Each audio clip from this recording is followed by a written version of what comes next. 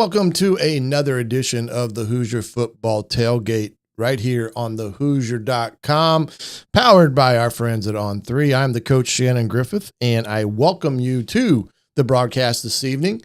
Just a couple of quick housekeeping matters. If you want to participate in the chat, by all means, we encourage that. If you have a question that comes up and you would like to have answered, by all means, put it in the chat there, and we'll do our best to get that answered for you, as well as put on the board so everyone else can see what that question may or may not be. But that all is most important. Also, if you could hit the like, comment, subscribe buttons there on YouTube, on the Hoosier On3 video YouTube page, as well as the Hoosier Football Tailgates YouTube page. We'd greatly appreciate that. Helps us in all endeavors.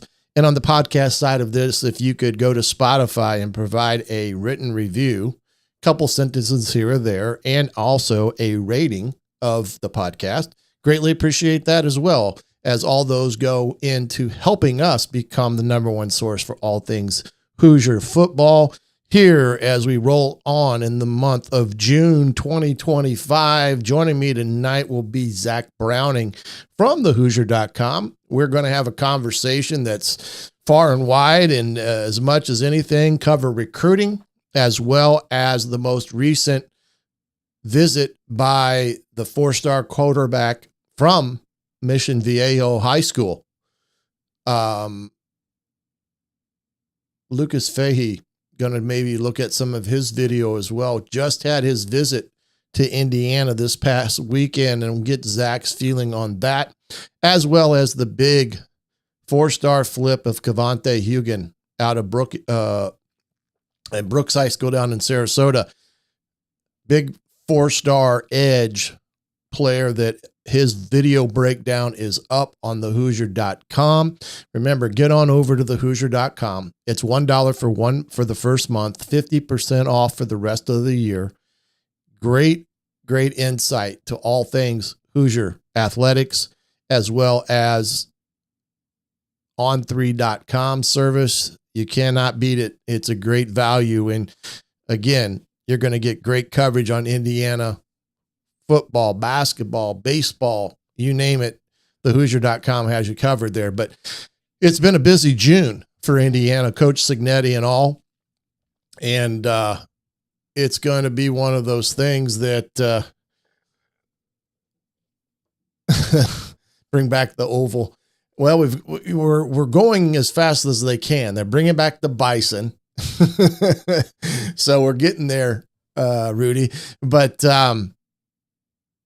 the thing about this month that's been so vitally important for Indiana is the number of overnights they've had with some premier talent that has gone hand in hand with some of their on-campus camps that have gone on throughout the month of June, which is winding down here with those one-a-day camps. And they've put out offers to kids in the 27 class, as well as brought in some kids in the 26 class that have received offers and have done their official visit. So busy time with that. The NCAA House Settlement, that we had our special broadcast for that on this past Sunday with Dylan Sin from the Journal-Gazette, that goes into effect here on July 1. $20.5 million is the cap, as well as what that may entail for Indiana. Got to figure that 75 to 80% of that will go to the football program. And I'm anticipating about $16.5 million to be under the control of Coach Cignetti and their staff as it pertains to their own football related cap in terms of dollars and cents. That's excluding any NIL opportunities that will have to now go through Deloitte, that anything above $600. We'll talk a little bit about with Zach as well, but there's a lot of things going on in this month of June that have been very, very good good for Indiana football in all that. So we've talked about the flip there of Hugan, and we'll talk more about that here in a little bit as well. And that video again is up, as well as others that have committed this week. Cortez Rupert, a wide receiver, Jadon Williams. There's a other one up there. The tight end, PJ, the tight end, is up there as well. The Jadon Williams kid is the kid from Massillon. Very, very good football player from a historic program over in Ohio. So all that information up on the Hoosier.com. If you've got the subscription, you'll be able to get the recruiting breakdown that I put up on the Hoosier.com. That's under the paywall. But if you are a member or a subscriber, you'll get all of that.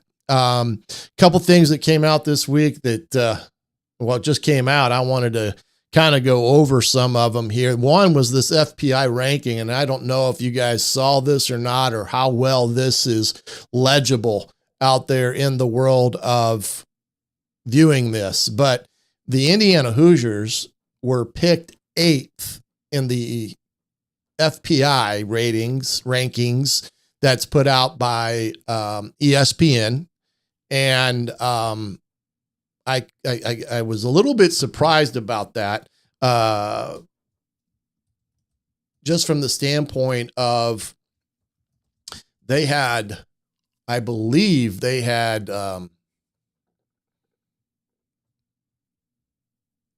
Nebraska as well as Washington in front of Indiana. And I'm going to see if I can get a little bit better of a picture here. Just a second here. I don't know if that's any better or not. Doesn't look that way, does it? Well, Indiana was picked about 8th. They're predicting a FPI rating of 8.3. Their projected win-loss is 7.5 to 4.5 across the board there. And below them was Wisconsin, Iowa, Minnesota. Surprisingly, Illinois was really below them, Minnesota, which I thought was interesting as far as that goes, because Illinois, I think, is going to probably have a top-tier team. And, of course, we'll find out week 4, I believe, or 5 in that aspect of things. But Indiana was right about 8, but having Nebraska and Washington in front of them didn't make much sense. And from whatever algorithm that they utilize or what, but I don't know where that all comes from.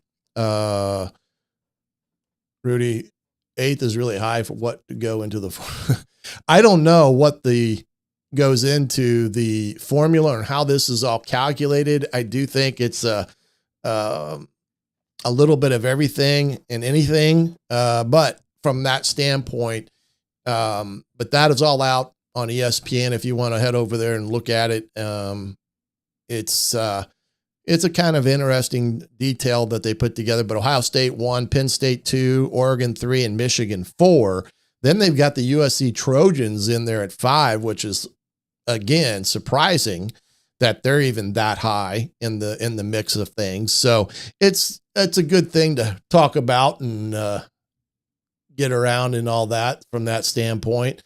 And we're going to get to our guest here in just a second. But some of this stuff is always a to be determined type of deal when it comes to the FPI and things like that. I just don't quite understand the algorithm. Lucas Fehee, we'll talk with Zach a little bit about that as well. And let's see here, because he had his visit this past weekend. We'll talk a little bit more about the settlement, and I've talked to you about that earlier in the week, but we'll talk a little bit more about that. We're going to get all that taken care of here, but we'll be right back with Zach right after a message here from BetUS.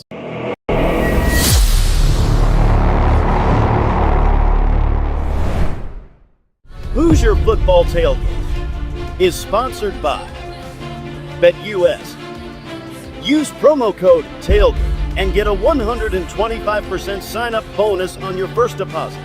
BetUS is where the game starts. Yeah, we appreciate BetUS, and I'm going to bring in Zach here as soon as I can.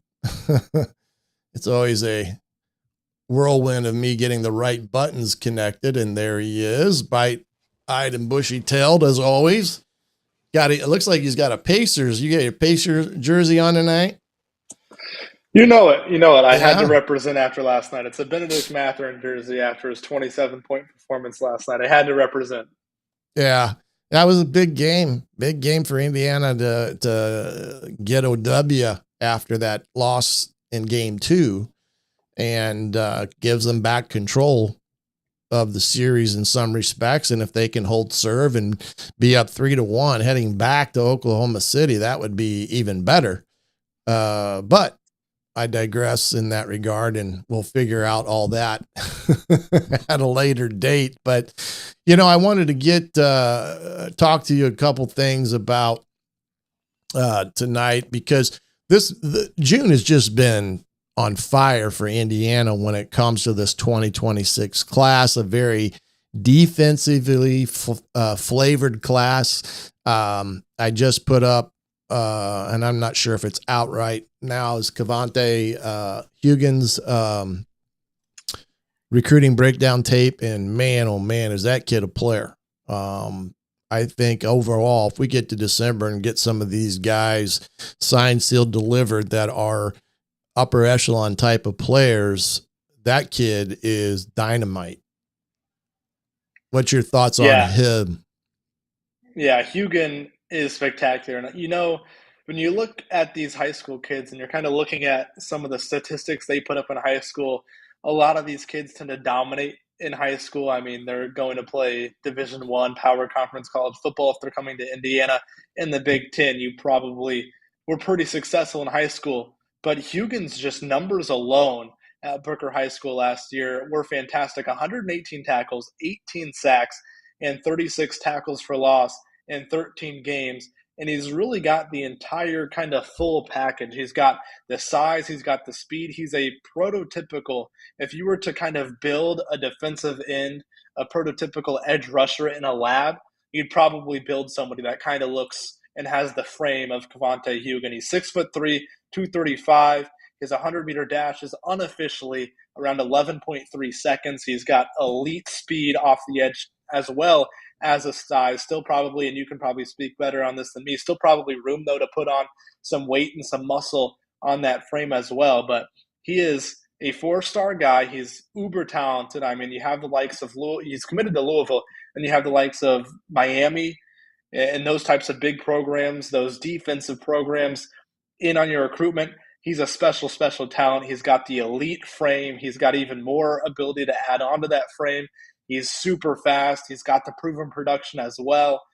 He's a good get for Indiana, and he's just one of many on the defense in this 2026 class. If you look at him and what they're doing with Kamara this year, moving him into that hybrid linebacker position where they can utilize him as a rush edge player, an inside player, flip him to the other side, whatever.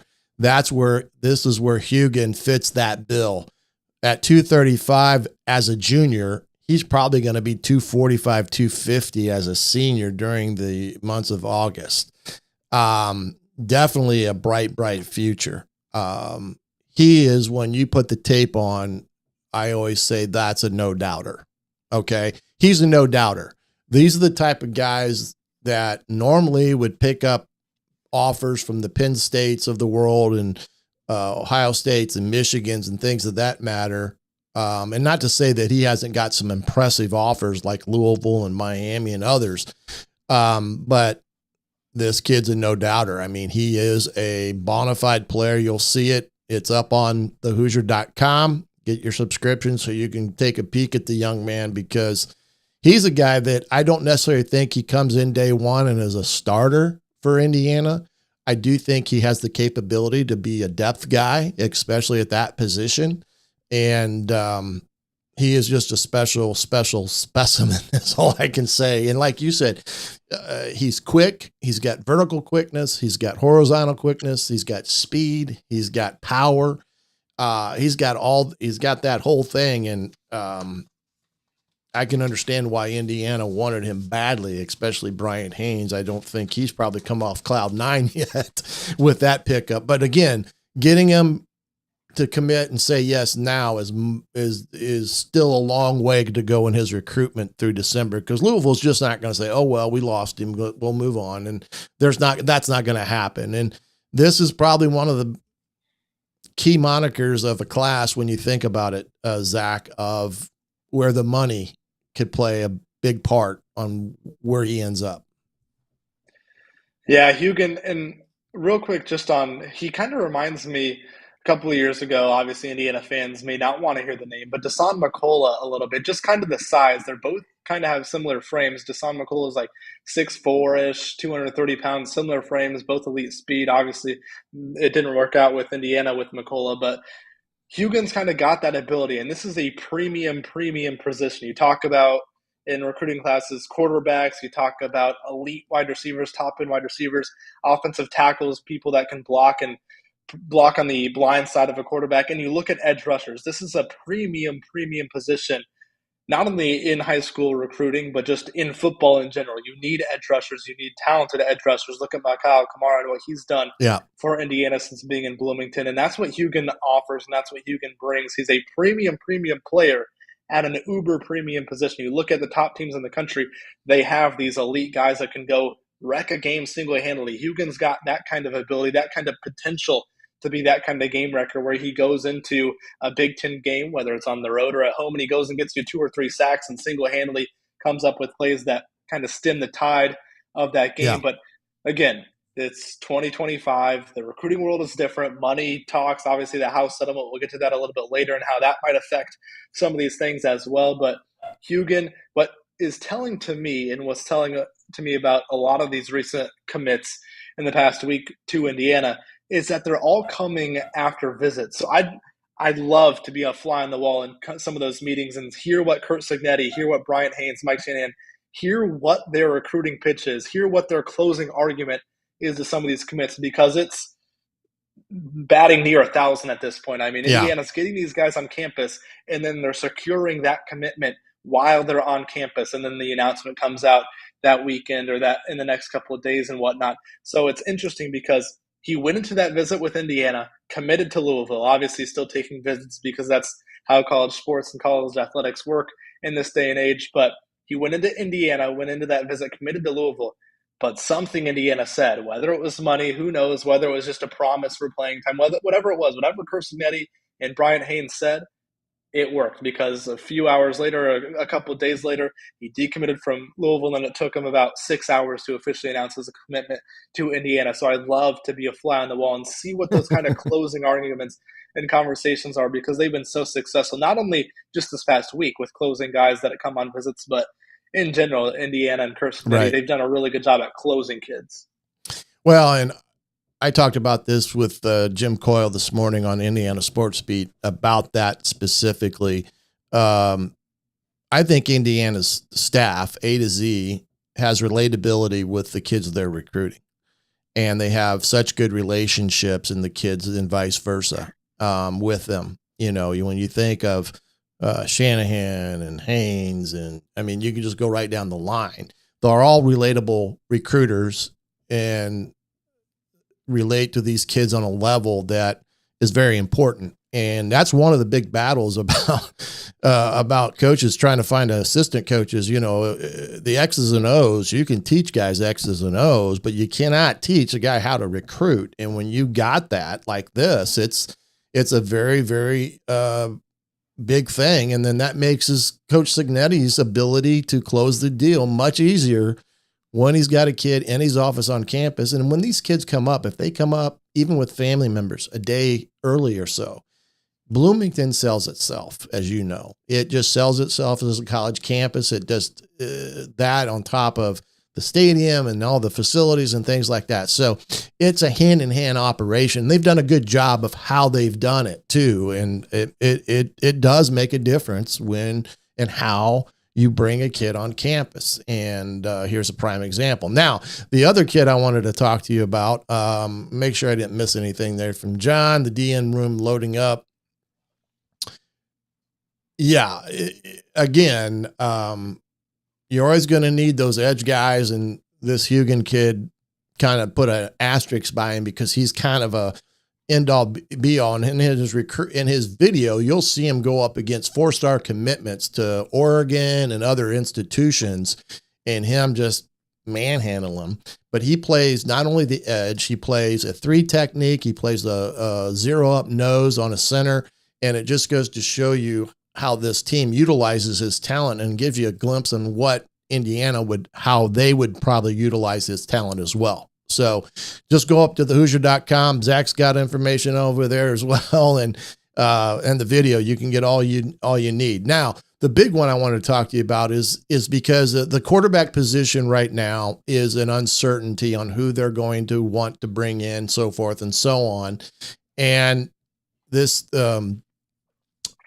Lucas Fehee from Mission Viejo out in California, many may not know him per se because his name wasn't one of those that's been flying off the table here through about the 2026 class. And you give a little bit of insight on what you know him, because he just visited again this past weekend with this group of kids. Kind of get your feeling from him on what his thought process is and what you've learned from all this. And we'll throw on some video of him, and we'll go through some video of what this kid brings to the table. But go ahead and give your breakdown of Fahy. Yeah, so Fahy, class of 2026, he's a 4-star recruit according to On3, but he's not your top 10 quarterback in the country, not top 15. On3 has him rated as the number 23 quarterback in the country, still a top 400 player nationally in the 2026 class. And what stands out to me, I guess, first off on the field for Fahy, is how poised he is and how kind of mistake-free he is and under control in the pocket he is pretty much no matter the situation. We'll get into it a little bit later, but he doesn't turn the ball over. His completion percentage is high. We'll get into the numbers and the film in a second, but the completion percentage is high. There's not many interceptions, if any. The touchdown to interception rate is off the charts for Fahy. But then kind of in the more what's his recruiting process like, we're deep into things. We are deep into things. Fahy, probably not imminent. I wouldn't say anything is imminent, whether he's going to make a decision one way or the other, but by the end of June, he'll probably have his official visits wrapped up. He visited Stanford a couple of weeks ago. Obviously, Stanford, a West Coast school, kind of in his backyard, so to speak, out there on the West Coast. So Stanford's one of the top players for him. Indiana, of course, just wrapped up his visit with Indiana this past weekend. He told me his visit was amazing. He loved every second of it. And another thing to go back to what we were just talking about, he said not only he loved it, but his family enjoyed every second of it. And I think Indiana does a good job of appealing not just to the players and to the recruits, but to the families, because they're giving their child off to Curt Cignetti and the Hoosiers and raising him essentially, not only just on the football field, but off the field as well. So it's a big deal for the families as well. But Fahy, coming off that Indiana visit, he said it was amazing. He said he loves Chandler Whitmer, who's Indiana's quarterbacks coach, loves that NFL experience that Whitmer has and brings. The thing with Fahy is Indiana and Stanford were kind of thought to be the final two. It was supposed to be a 2-horse race. That was a couple of weeks ago. Now, Ohio State's kind of gotten to the mix of things as well. The thing about Ohio State, though, they haven't officially offered Fahy yet. So they haven't kind of fully committed. They're still pursuing, still got a lot of other 2026 quarterbacks on visits that are scheduled to come in. So they've still got plenty of quarterbacks still on their board, Ohio State, in the 26th class. But Fahy, they haven't offered him yet, but he's expected to go to Ohio State June 20th that weekend. So we'll see what Ryan Day and the Buckeyes are able to do there. Obviously, you'd love to have kind of the last visit in this sequential order of visits. The last team that visits typically at least has that last say in these kind of recruitments and stuff. He also, Fahy might be looking at taking a visit to Oregon this upcoming weekend. That's not confirmed. He said he's still kind of Up in the air. deciding, going back and forth, if he wants to actually go on that visit out west to Oregon. Have they in offered Eugene, them? But Have they offered him? I don't believe Oregon has officially offered. I haven't I seen think it Indiana as well. and Stanford. Yeah. I Well, think the IU other and Stanford are the two that have offered him. right now, couple things here before we throw on the tape real quick of this young man. The opportunity to pick up this type of recruit or get a commitment from this this young man may also come down to dollars and cents of the places like Ohio State and Oregon, because they may be running out of quote unquote money as it pertains to give somebody like this young man's deal, so to speak. So that may also play a part with some of these top level players that may open the pathway for schools like Indiana to get some of these kids now because of the dollars and cents of it from them being not able to, the big time schools be able to throw out the dollars that they maybe were able to in the last couple of years, because it's kind of cinching up this year. But that's number one. Number two, you mentioned something there about mom and dad being on campus. When I was recruiting, I would always want a recruit to come with mom and dad. If they don't come with mom and dad, or there's something, I would always try to reschedule them. And the reason being is this: they are that is his major sounding board. Number one. Number two, if you can win over mom and dad, and especially mom, in the recruiting process on campus because of what Bloomington has available for her son to get a Big Ten education and things of that nature, it's ultimately a win-win to have that type of relationship there on campus during the visit, because that's huge. Kids going this far away nowadays don't necessarily makes much of a difference now, because remember, it's not about dollars and cents as much, because they could offer a kid a NIL deal or something to that matter, and it could be real estate. It could be a home for the family for that matter. And you're going to see a lot of that because of the comfort that may give a kid going away to school to have mom or mom and dad or whoever's with him be a part of this whole thing, and them being able to come and be there for them. And I think that's the other thing to watch, how many schools do that, because I think it's going to happen. It may happen to especially kids that are from a single parent upbringing, in that scenario, because it may be one of those scenarios that it enables mom to come get the real estate, and how much money a kid may be getting may be enough for them to live off of. So I think that's going to be a huge part of this equation moving forward when you talk about what kids are going to get in everything because of the real estate, or if a kid's from way out west, maybe the family follows him, and whatever that case may be. But anyway, let's take a look at Will, and I'm going to throw it on here, and you'll see the immediate interest in all this. Let me get you brought in here, guest one, so that you can be a part of the equation there. This is the quick cut scouting software that I utilize to do all my video stuff with, similar to what programs use. They mostly use a Huddle or Pro V Sports, but it's the same component. And you're going to see everything with this young man when you see him being pointed out. And I always say this: highlight tapes, you're not going to see a bad play. These are all the greatest plays that this kid had his last season. But you will get to see mechanics, arm strength, how mobile he is, and things of those that are important. But you can see here, he's fitting a ball in the hole. And this is a great read because his eyes are looking at this guy right there. And as soon as he sees him sneak up, that's when he rips it in behind him. And that's a pretty good throw and decision by him. Now, I'm not going to run it back and get Zach bored with all this. But again, pressure, what you like to see in this, and this is what I liked about him, he stays in the pocket. He doesn't have happy feet. He stays in the pocket. They're going to throw a dig. It's 3rd and long. He has to, buy time for the route, and he steps up and rips it and probably takes a shot there, Zach.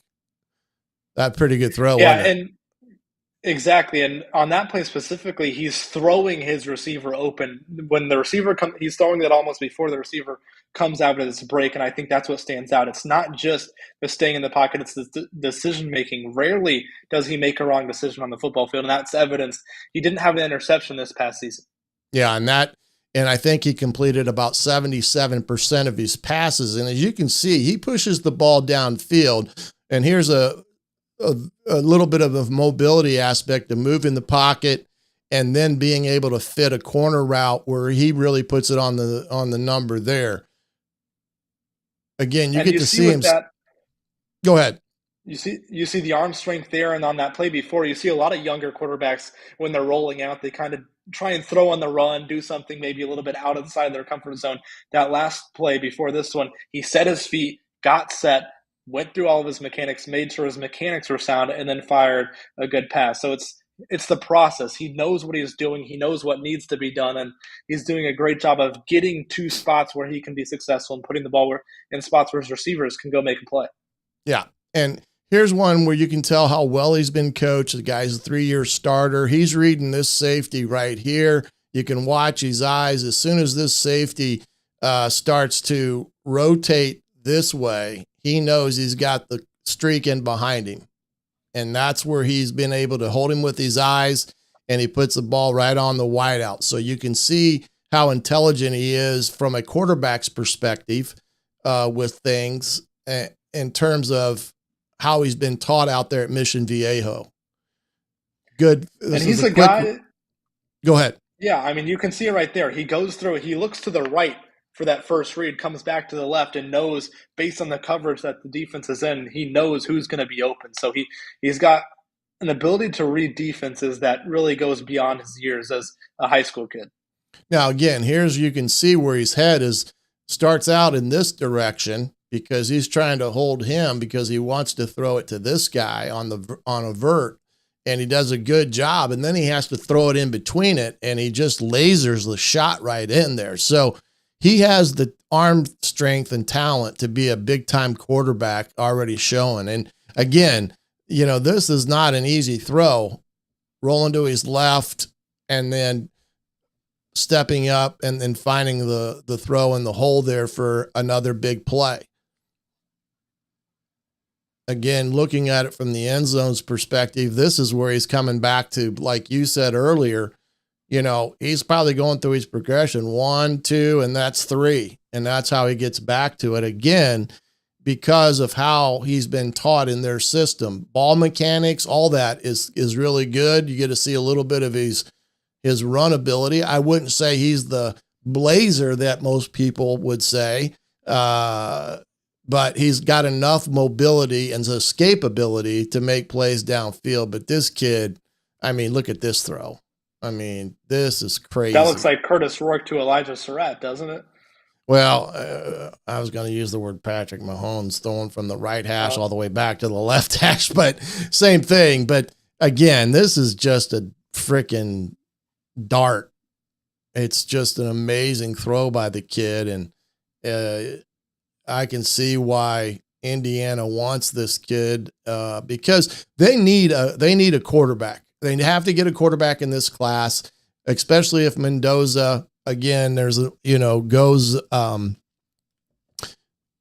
great year, goes into the NFL. They're down a quarterback if they don't keep him for 2 years. Alberto's had a great spring and all those things. So you can see why this kid is very attractive because he's definitely a kid that can come in and be highly competitive. Day one. Go ahead. Yeah, exactly. And it's because of the mental process. It's already there.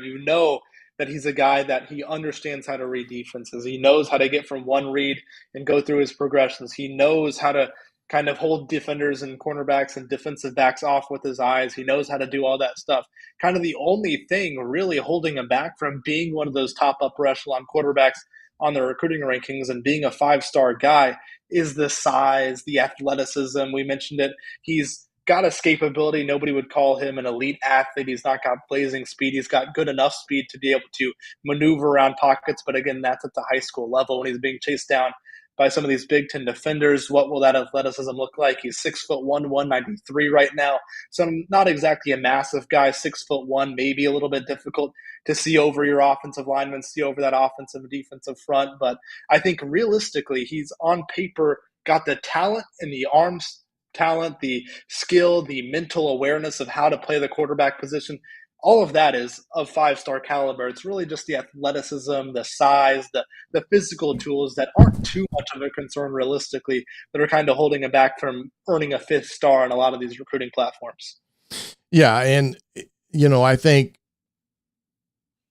he just adds to the list of potential landing spots of kids in this recruiting class for IU, of which they still need to add some O linemen and maybe some D linemen. Wide receiver hasn't been a big arena that they've gone after as much. But when you look at what they've gotten thus far, Jadon Williams, Curtis Rupert, wide receiver, PJ McFarland is the tight end, and he's a really good player as well. And I believe Hugan gives them 14 on the year currently.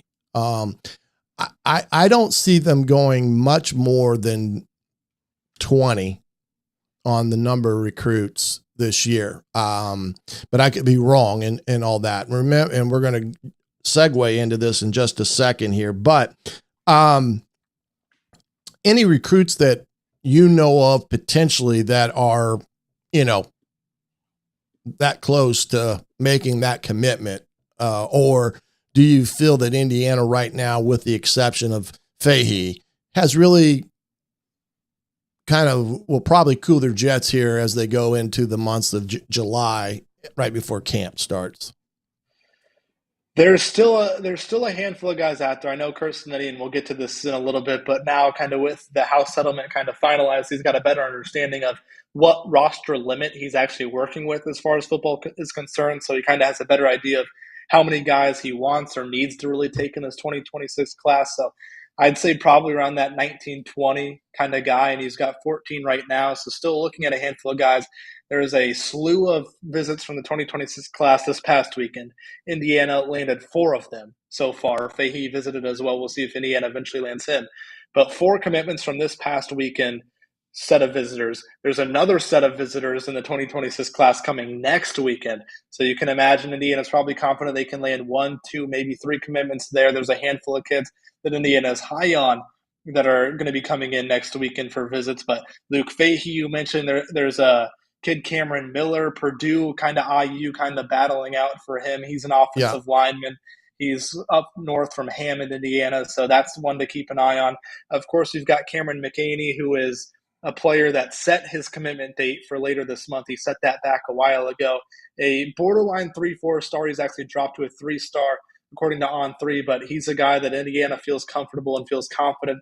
He's a borderline top 400 recruit on the defensive line. Corey House, another guy on the edge who Indiana feels in a good spot for. It's really Indiana, Memphis, kind of the top 2 teams there. And then you look maybe further down the list, guys that are still kind of figuring their way out. You think about the Fort Wayne Northrop wide receiver, Jaquaden Guilford. He just visited Michigan, so he's got a lot of attention on him right now. Indiana was kind of one of the bigger schools looking at Guilford a couple of months ago, but he's got the likes of Michigan, Ohio State's looking at him. So Indiana will be competing with the big dogs for a guy like Guilford, but there's a lot of guys. Dallas Dickerson, another wide receiver too. It looks like Indiana might be battling Kentucky there.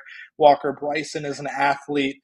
There's a lot of guys, and a handful of them will be on campus this weekend for visits. So Indiana, there's probably, I'd say, if I had to give a number, 7, 8, 9 guys that are still on the radar. And Indiana's probably hoping they can land 4 or 5 of those guys. Not all. You're not going to bat 1,000. It's college recruiting. You're never going to bat 1,000. But if Indiana can hit on 3, 4, 5 of those guys, and a lot of them will be on campus over the next coming weeks, I think Indiana would be happy with that. And then I think, what is the dead period go into effect July 1? Is that when that goes into effect? And then everything's kind of shut down up until, true officials, if you want to have them again, happen throughout the year, but mostly in the month of December. But I think Indiana will pretty much be done with this class sooner rather than later. But this is a good segue into the House settlement. And again, I know Colin had a nice little article out this either yesterday or today on kind of breaking it down a little bit in terms of just the basic facts of it. This year's cap, or if you want to say the amount, is $20.5 million. Now, not everybody will go up to $20.5 million. It's a school by school decision. I would say the vast majority of the Big Ten will do that, as well as the SEC. There are some schools in the Big 12 and the ACC that probably won't be able to go up to that amount when it comes to the highest amount of 20.5. But again, all being told, that is going to represent the true cap, 20.5 million. Now, I look to Indiana to probably give football 80%, if not more, as it pertains to this money, which I calculated, I think it was like 16.5 million would be in Curt Cignetti's control. Whatever he does with that, however that looks, that's kind of up to him. That's kind of their deal. There is no more scholarships per se. You have 105 hard limit on roster size. Now you can have an additional 20 that is grandfathered in, but will eventually tail off until I think it's is it 5 years? 5 years or so in that. So I do think that is one of those things where I'm not sure everybody will carry 120 on their roster this season at all, because everybody was planning for this hard cap of 105. But with that being said, have you heard any different about the 20.5 as, that Indiana is in full bore with everyone else in the Big Ten, that they're in at 20.5 million? Yeah, I don't think Indiana will have any problem getting to that 20.5 million. Of course, Indiana has the brand. It's IU, it's Bloomington. Of course, you kind of think of the brand and you think of basketball, but the big thing to remember with kind of the House settlement passing is that the 20.5 million is just the cap for the revenue sharing itself. Correct. So athletes can still make tons of money on the side through their NIL deals. Of course, those do have to get cleared now by the clearinghouse. It's a whole ordeal, but essentially this is 20.5 million plus the NIL deals that athletes were already getting. So this should, in theory, help schools like Indiana. It's kind of unclear what it's going to do as far as parity goes, who it will help, who it won't help. There's going to be a lot of things that teams have to figure out, but I think 20.5 million should not be an issue for Indiana to reach. Plus, they have that money on the side from the likes of Hoosiers Connect and all of those NIL style deals. Yeah. And whatever a kid can garner through other avenues of NIL, which is what name, image, and likeness sounds for, because of what following they may have through social media. And some may go more that way as opposed to the media sharing, and use some of that money if a kid doesn't necessarily need it because he's got all this other over here, to sprinkle some more places where maybe somebody doesn't have that NIL type of exposure. Now, I was listening to Ohio State's AD, I think it was today. Anyway, they have a pretty good elaborate press conference about talking about this in a lot of different arenas as it pertains to how you're dividing it up. And they did a lot of different work and so forth. If you want to see that, just go search it out on YouTube or something. But one thing that their AD said is to be a school that wants to vie for the college football playoffs, or, also be somebody that could potentially go win a national championship and stuff, you're going to you're going to need upwards of 30 million or more dollars for the sport of football, in terms of not just the rev share stuff, but also what NIL avenues they have with boosters and things of that nature, heading into this season and years to come. And I thought that, man, $30 million. You're thinking about a roster of $30 million. Now, NIL is tricky because you may not know what that dollar amount is. And I know that has to be disclosed to Deloitte, anything over $600, but that doesn't necessarily get, thrown out into the world for mass consumption of what a kid may or may not making. What I'm going to be interested in is whether Indiana is transparent as it pertains to what they're giving each, team of the breakdown, and then whether or not they're going to provide the detail of what each and every player is potentially making, with that being that it's, a state school, scholarship money and things like that. But have you heard anything different about this mythical number of 30 million being a needed bench stop for putting together a roster that can be a competitive roster? It's tough to tell because with pretty much all of this stuff, we still just don't know. This is still in its infancy. I mean, it was past Friday. This house settlement stuff was passed less than a week ago. So we still don't really know.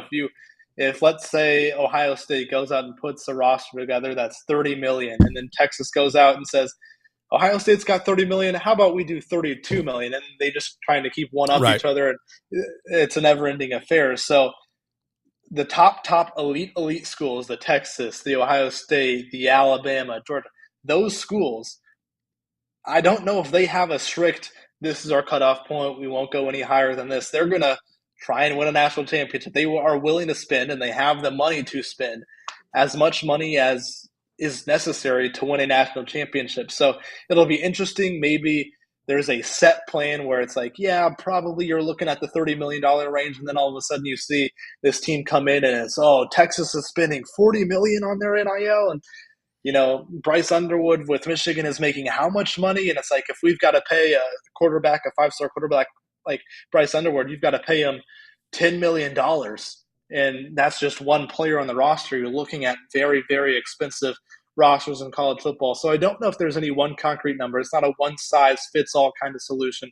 There will be a lot of different approaches. And even with Indiana specifically, and just around college athletics, you can see maybe the revenue sharing being split in ways that don't necessarily make sense at first glance. So if you are Fernando Mendoza, if you are Mikhail Kamara, D'Angelo Ponce, Aiden Fisher, those guys, if you look at just NIL value alone for Indiana, those are probably the four most quote-unquote valuable guys for Indiana. But let's say Mikhail Kamara has been busy posting a lot of fishing pictures on social media the last couple of weeks. Maybe he gets an NIL deal with the fishing company, and maybe his rev share money goes down, but his NIL money goes up, so he's still making the same money he would. But then you can give that rev share money to kind of somebody else on the roster, so it'll be interesting. I wouldn't necessarily expect the highest percentages of a football-specific budget or a basketball-specific budget to go necessarily to the best players. I mean, look at what Cooper Flagg did this past season. Cooper Flagg at Duke was making around 10, 15, 20 million. It was reported that much money just off the NIL deals. So would Duke really go out and say, here's an extra 1.5 for rev share as well, when they could pay another guy and spread that money out a little bit more evenly? So what I'm trying to say here, and kind of rambling a bit, what I'm trying to say is it'll be interesting to see how these budgets are utilized. I wouldn't expect it to be as clear-cut as you're the best player, you get the most. You're the second best player, you get the second most. I wouldn't expect it to be that clear-cut from a rev sharing perspective, because these athletes, especially the top-tier athletes, will be making a lot of money on the other side, the NIL side. So maybe you see that rev share money get split a little bit more evenly throughout the depth chart. So it'll be interesting to see when we're going to learn a lot over the next – it won't be this year. We'll learn a lot this year, a lot next year. It'll be a lot of years down the line where we kind of really get a full grasp of everything. Quinn Ewers at Texas pulled very little from the Texas NIL deals. He had his own deals that went beyond that, and he made a ton of money through that. So you're correct. I mean, if a kid has a great social media following and he can be instantaneously linked to brands and such, those kids are going to make a lot of money. Some kids are able to do that in high school. I look for the opportunity for high school kids now to make NIL type of money. In Indiana, the state's going to have to probably change its amateur rules because it essentially gives a kid a head start on what they can or cannot put together from that standpoint. But yeah, this is where I get with this, Zach, and I do think they will be at some point in time a cap that is implemented on what you can have monetarily in your program. Now, some people are going to say that's an antitrust violation or whatever, because NIL, you're not going to have any control over that. Schools can't have control over that. But I do think there's got to be a cap somewhere, some way that stipulates what someone can pay a kid on their campus. But again, like you said, it just went down. They'll start paying them July 1st. A lot of these guys were front loading their NIL payments because they wanted to get up ahead of Deloitte and not have to send anything through. So a lot of these guys, especially that are on campus or returning players, you're not going to have to worry about much of them. It's going to be the newcomers that are going to go through the Deloittes and such forth. But I do think Indiana has done its due diligence in terms of the athletic department understanding what it's going to take. And I think they've already made those commitments. Hoosier Connect, I think, has stepped up big. I think Dolson and Pam Winton have done their due diligence in terms of what it's going to take. And we're just not talking kids here. We're talking coaches and head coaches and so forth and so on, because it's all it all's involved and affects each other. Do you know what a kid's deals are with Hoosier Connect, or have you had any insight into some of those aspects of what Hoosier Connect does or doesn't do as it pertains to NIL? The specific numbers, Hoosier Connect's not really going to give those out. Those don't really get leaked. Those are private numbers, but Hoosier Connect is one of the top NIL collectives in the Big Ten and in the country. What the work that Hoosier Connect does, I mean, you see it with a lot of the guys on campus with the NIL deals. It's not only that Hoosiers Connect is able to pay these players and pay these IU guys as part of NIL deals, but they're also good in helping foster NIL deals themselves. You see it if you can become a Hoosier Connect athlete and a Hoosier Connect sponsor, and it can help you get NIL deals elsewhere. We saw Sydney Parrish do a lot of that. She was a Hoosier Connect athlete, and then she obviously had her avenues elsewhere where she got a lot of NIL deals. So you'll see a lot of that where maybe you go to Hoosier Connect, they have connections in this realm or in this area of the NIL world where they can say, hey, we maybe can't give you this money, but we know somebody, and we know a booster, we know a donor, we know an organization that would love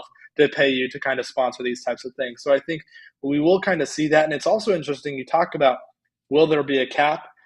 We'll see if Deloitte and this committee called NIL Go, which is supposed to kind of determine the fairness and the reasonable range of compensation for these athletes, we'll see what kind of power that has. Because if you've been following college athletics since the NIL era, the NCAA really did not have that much power. The NCAA kind of lost control of that. So it'll be interesting to see if Deloitte, if NIL Go, and if kind of the higher powers within the NIL world now in the rev sharing world have the power to be able to not only put in these guidelines, but also enforce these guidelines. I think that'll be a big thing, because the guidelines can be in place, but if you are a multi-million-dollar program at Texas and you can find a way to skirt around, or if you're Ohio State, or if you're anybody, you can find a way to kind of skirt around the fine edges.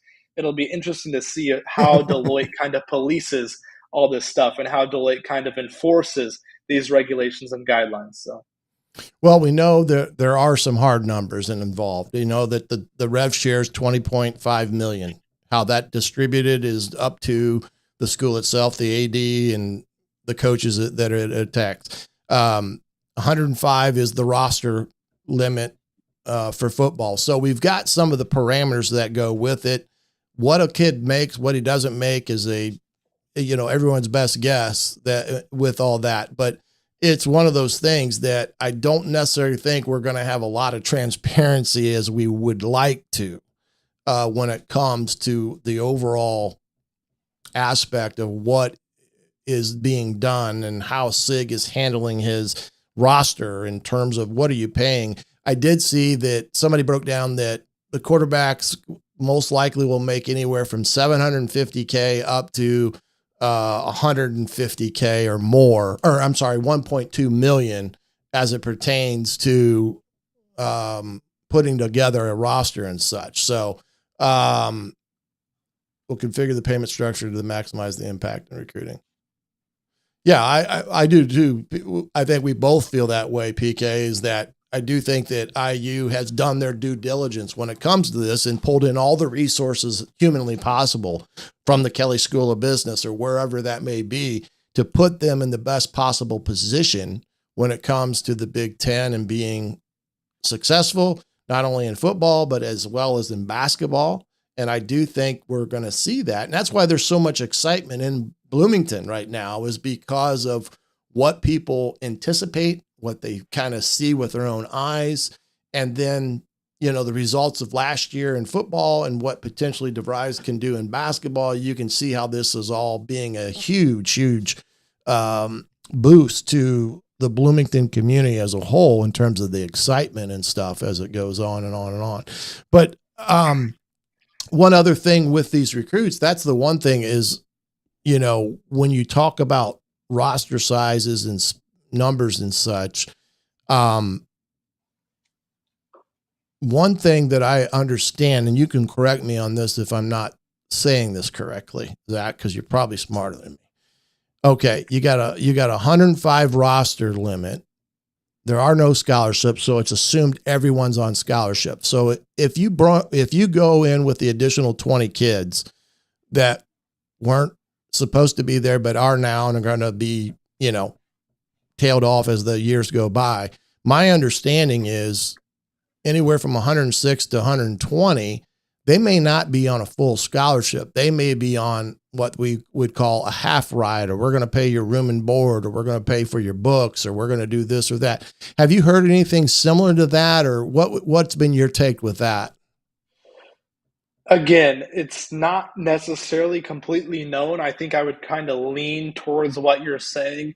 It's weird because if you're grandfathered in, do you still apply to Deloitte? How does this all? Do you still have to get your numbers cleared? How do you factor in if you're grandfathered in and you've got 20.5 million, but you have an extra 10 to 15 to 20 players that you have to allocate now rev sharing to? So it's interesting. I'm not sure anybody has a real concrete answer on that.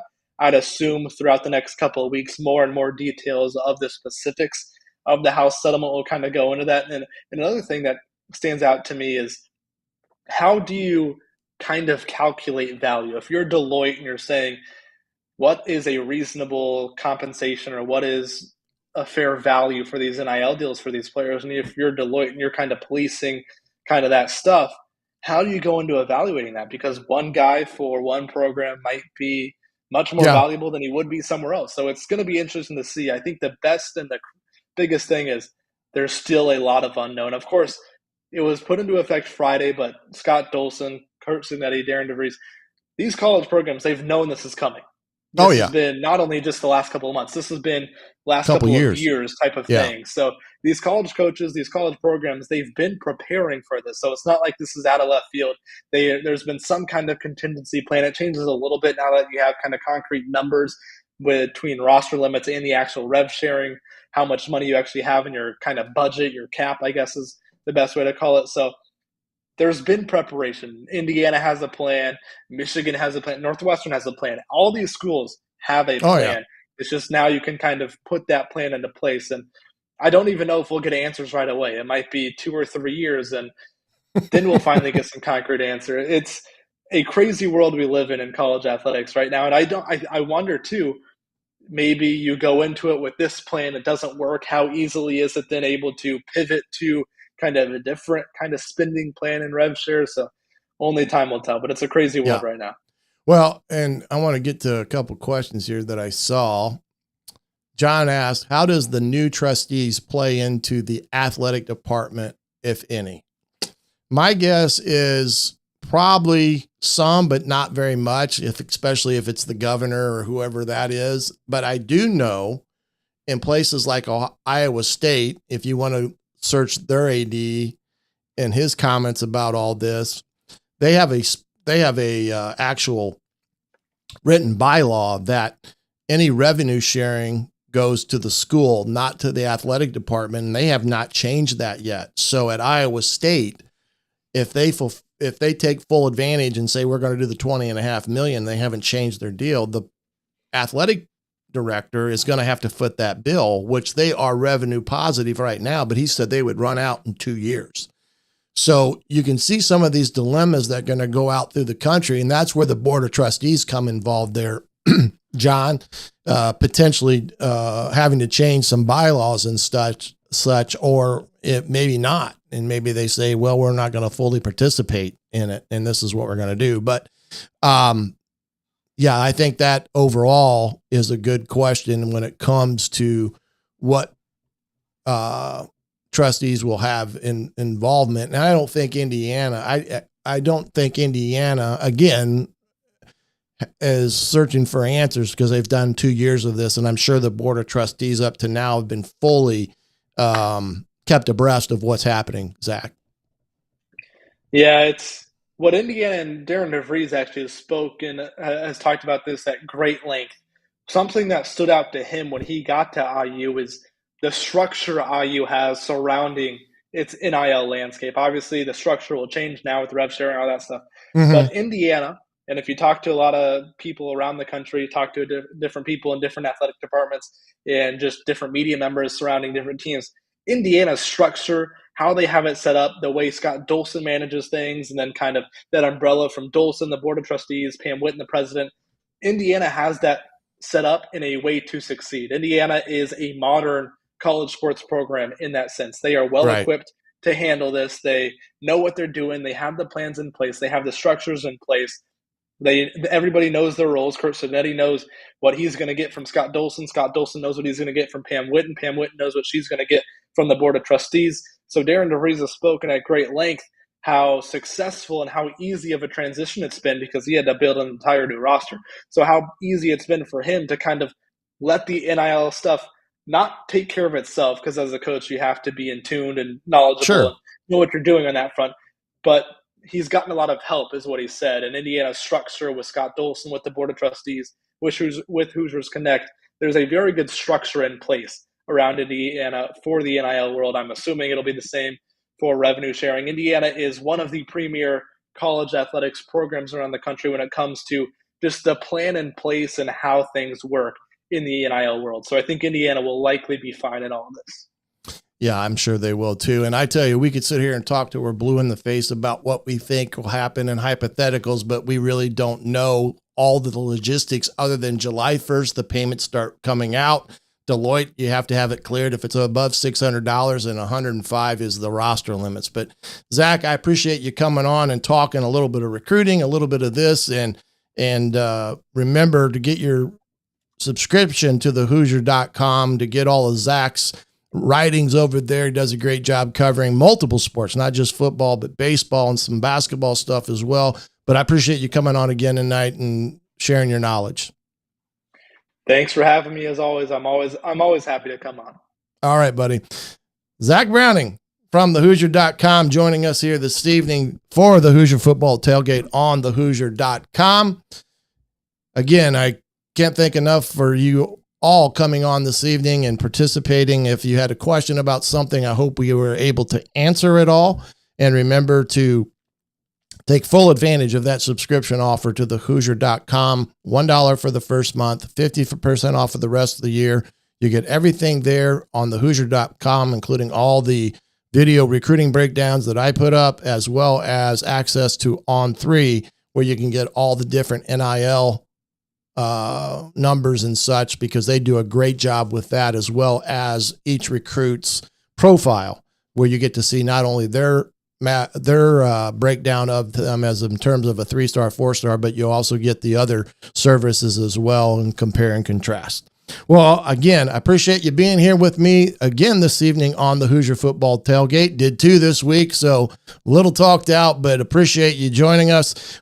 Stay tuned for more of the Hoosier Football Tailgate next week when we're back with you Thursday night at 7:30. But for now, I'm the coach, Shannon Griffith. This has been the Hoosier Football Tailgate right here on thehoosier.com.